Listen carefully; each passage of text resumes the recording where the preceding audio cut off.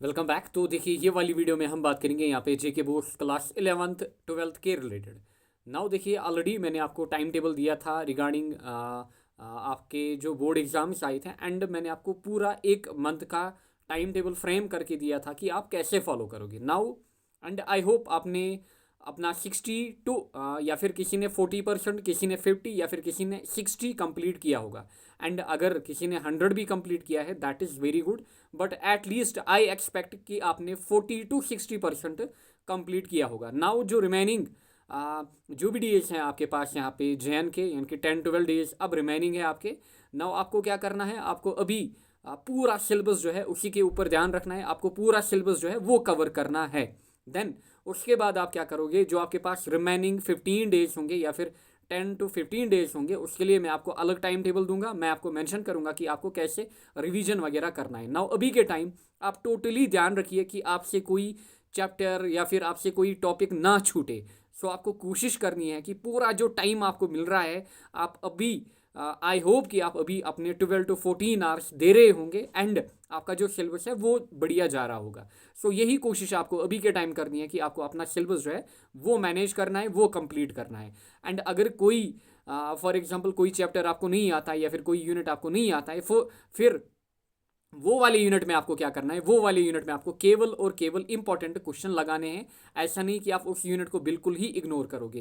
At least important questions लगाइए वहाँ पे। एंड ऑलरेडी मैंने physics and chemistry both 11th and 12th को इंपॉर्टेंट क्वेश्चन दिए हैं, आप वही लगाइए। एंड आई एश्योर यू कि आपका 85 to 90% पेपर वहीं से आएगा। रेस्ट आप पे डिपेंड करता है कि आप अपने एफर्ट्स कैसे दोगे। देन काफ़ी बच्चे या फिर काफ़ी स्टूडेंट ऐसे भी हैं जो बार बार मैसेज कर रहे हैं कि रिवीजन कैसे करें बेस्ट वे में। सो रिवीजन करने का एक ही तरीका है कि आप क्या करो, आप अच्छे से पेन और कॉपी लो, आप ढंग से प्रैक्टिस करो। फिर 2-3 बार जब आपने प्रैक्टिस की, जो चीज़ आप भूल रहे हो उनको आप अलग पेज पे लिखो, एक सिंगल पेज पे लिखो कि कहाँ पे आप भूल रहे हो, कहाँ पे आप गलती कर रहे हो।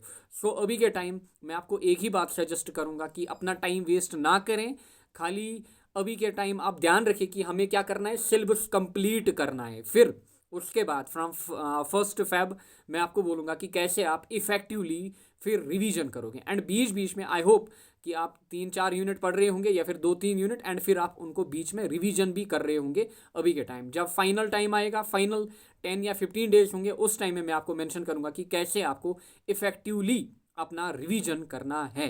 एंड जो भी मैं गेस्ट प्रोवाइड कर रहा हूँ या फिर जो भी मैं इंपॉर्टेंट क्वेश्चन प्रोवाइड आपको कर रहा हूँ, ऐसा नहीं कि मैंने उठाया, पेन उठाया और लिखना स्टार्ट किया। जो भी मैं फॉर एग्जांपल मैंने केमिस्ट्री में आपको दिया, that took me almost a week या फिर 5 to 7 डेज मिनिमम लगते हैं उन क्वेश्चंस को बनाने में, 2-2 घंटे डेली बेस पे वर्कआउट करने में कि कैसे क्वेश्चन पूछा जाएगा या फिर कोई कौन सा टॉपिक हमारा इंपॉर्टेंट है। सो आप रिलाई कर सकते हैं, जो भी मैंने आपको गेस्ट दिया है या फिर इंपॉर्टेंट क्वेश्चन दिया है, you can definitely rely on that. And एक और बात, आप डिप्रेस हो जाते हो कि मुझे 490 लाने हैं, 480 लाने हैं। बिलीव मी, अगर आप 420 भी लाओगे, अगर आप 450 भी लाओगे या फिर 400 भी लाओगे, that is more than enough. क्योंकि बोर्ड मार्क्स आगे जाकर मैटर नहीं करते हैं, बस अभी के टाइम आपका जो कॉन्फिडेंस वगैरह है वो बूस्टअप हो जाता है। एंड बिलीव मी, मेरे खाली 81% थे 12th में। एंड जो मेरे फ्रेंड्स थे या फिर कुलीग्स थे जिनके 90 थे, 95% थे, अभी के टाइम वो मुझसे ट्यूशन लेते हैं जॉब एग्जाम्स के रिलेटेड या फिर किसी और एग्जाम के रिलेटेड।